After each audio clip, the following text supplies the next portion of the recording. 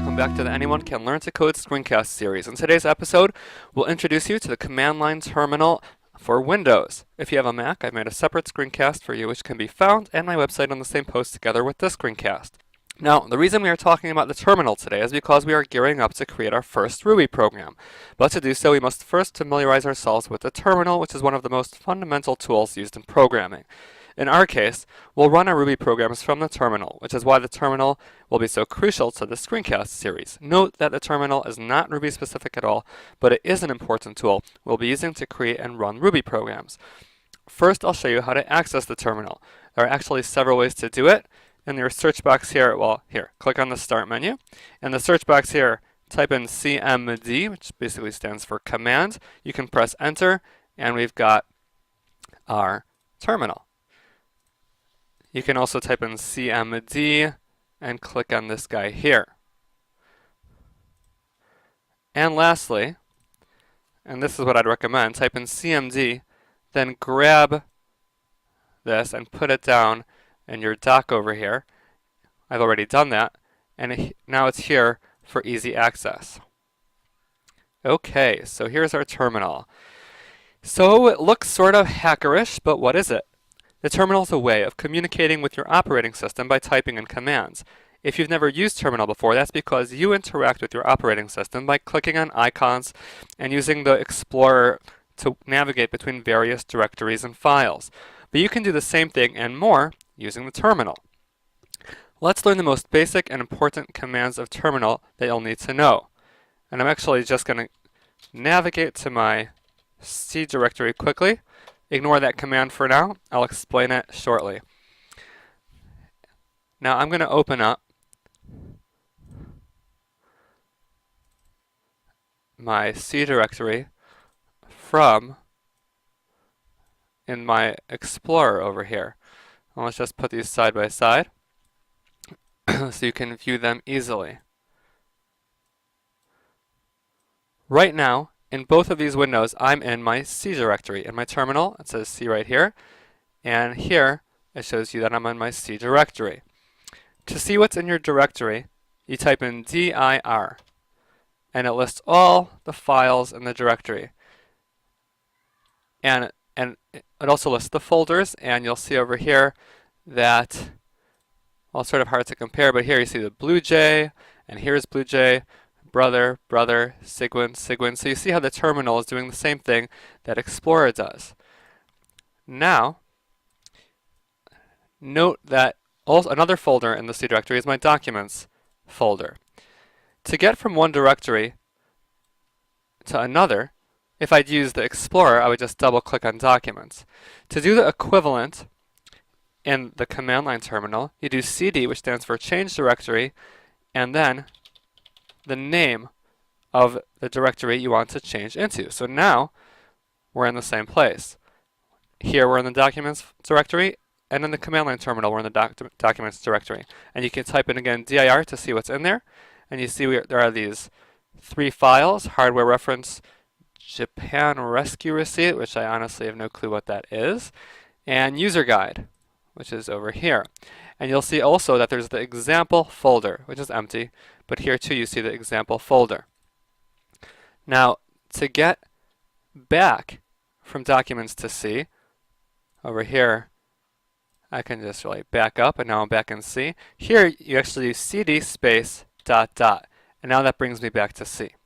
To get to a directory within a directory, so let's go back to Documents, and here I'm in the example directory, which happens to be empty. To do the same in terminal, you do cd, let's do it the long way first. Documents, and then cd example. And now I'm in the example directory within the Documents directory within the C directory. Now, you can do the same. Let's back out twice first. cd ... now I'm back in Documents, cd ... now I'm back in C. To do it in one shot, all you have to do is cd Documents, / example, and boom, we are in the example directory right away. Let's do one final step to prepare for the next episode, which is to make sure that we have both Ruby and a text editor installed. Now to install Ruby, I'd recommend that you use Rails Installer, and you can go there by going to railsinstaller.org. And installing, now even though it's called Rails Installer, it installs actually a bunch of things. And it installs Ruby, Rails, and a bunch of other goodies, which you'll probably use down the line. To download it and to install it is extremely easy. You can press this big green button and follow all the directions. If you want, you can also watch this video over here. You actually only have to watch the first minute and 25 seconds, which walks you through the installation. It's really crazy easy. Okay, so once you've done that, it will actually load up for you a new terminal window at its conclusion. But you don't need that anyway, because I already had showed you how to access the terminal on your own. In any case, at this point, the last thing we'll need is a text editor. And there's actually a couple of options for Windows. Now, I need to point out, you might be wondering, well, why can't we just use Microsoft Word?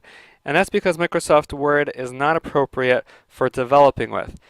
You actually need a simple version of a text editor, and Microsoft Word throws in all this extra stuff which would actually ruin your Ruby program. So you need a text editor that just creates text. And one option for Windows, and this is the one I use professionally, is Sublime Text. But this does cost money, so I'd imagine that most of you would be interested in getting a free version. So there's also another one, redcareditor.com.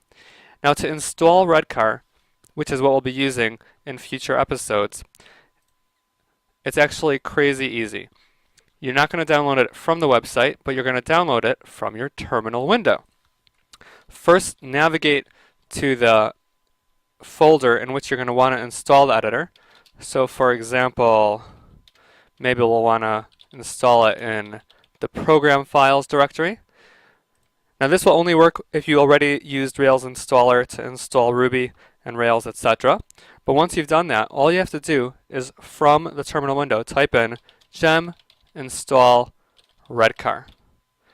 After that, you press enter, you wait a few minutes, and then it's all installed for you. I've already done that, so I'm not going to do that right now. Once you have done that, to load up the Redcar text editor, all you have to do is then type in Redcar.